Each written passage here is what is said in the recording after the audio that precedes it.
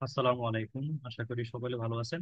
আজকে আমাদের দেওয়ানি কার্যবিধি 1908 এর লেকচার 142। আজকের লেকচারে আমরা দেখব ধারা 151, যেখানে আলোচনা করা হয়েছে দেওয়ানি আদালতের সহজাত ক্ষমতা, ইনহেরিয়েন্ট পাওয়ার অফ দ্য কোর্ট। এখানে আমরা কি দেখব যে দেওয়ানি আদালতের যে ইনহেরিয়েন্ট একটা পাওয়ার আছে, সহজাত ক্ষমতা আছে, সেই সহজাত ক্ষমতাটা আসলে কখন ব্যবহার করবে, কোথায় ব্যবহার করবে এবং কতটুকু ব্যবহার করতে পারবে, সেই বিষয়টাই আমরা আজকে দেখার চেষ্টা করব। তো অন্তর্নিহিত বা সহজাত ক্ষমতা বলতে এমন কিছুকে বোঝায় যেটা লুপ্ত বা সরাসরি ব্যক্ত করা হয়, মানে যেটা একবারে বিলুপ্ত না, আবার একবারে সরাসরি ব্যক্ত করা হয়।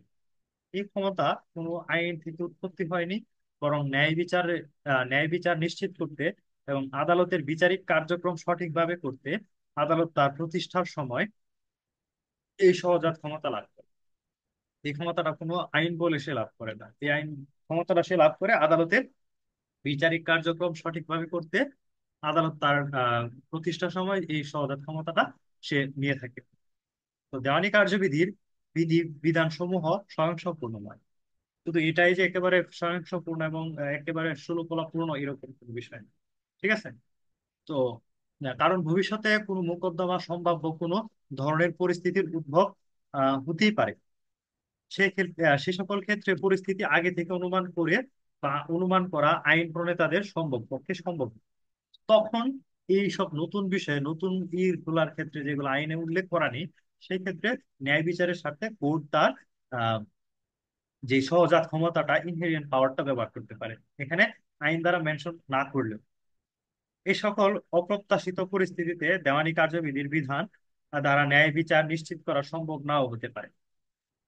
দেওয়ানি কার্যবিধির অধীন এই সকল অপ্রত্যাশিত পরিস্থিতি সম্পর্কে কোনো বক্তব্য, কোনো বিধিবিধান না থাকার পরও আদালত তার সহজাত ক্ষমতা প্রয়োগ করে এই সকল পরিস্থিতিতে ন্যায় বিচার নিশ্চিত করতে পারে।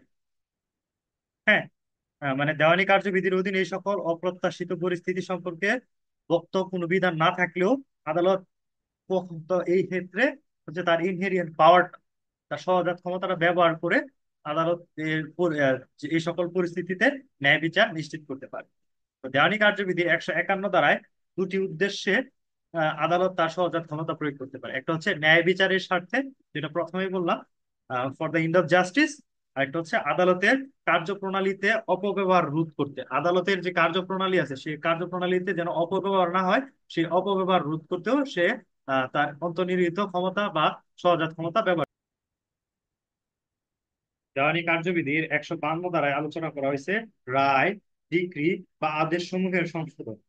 এখানে বলছে কি, রায়, ডিক্রি বা আদেশ সমূহের করণিক করণিক কোনো ভুল যদি থাকে, ক্লারিক্যাল মিস্টেক যেটাকে বলে, অথবা গাণিতিক যদি কোনো ভুল থাকে, অথবা কোনো আকস্মিক ভ্রান্তি, অ্যাক্সিডেন্টাল স্লিপ বা বিচ্যুতি ওমিশনের কারণে কোনো ভুল হলে সেই ক্ষেত্রে সে সময় সে সে হলে যে কোনো সময় আদালত নিজ উদ্যোগে কিংবা অপর পক্ষের আবেদনে তা সংশোধন করতে পারে। আরেকটা হচ্ছে দেওয়ানি কার্যবিধির 153 ধারায় বলছে কি, দেওয়ানি কার্যধারা ত্রুটি সংশোধন করার সাধারণ ক্ষমতা। মোকদ্দমার কার্যধারায় কোনো প্রকৃত প্রশ্ন বা বিচার্য বিষয়ে নির্ধারণের উদ্দেশ্যে আদালত আহ, যে কোনো সময় কোনো মামলার কার্যধারার ত্রুটি সংশোধন করতে পারে।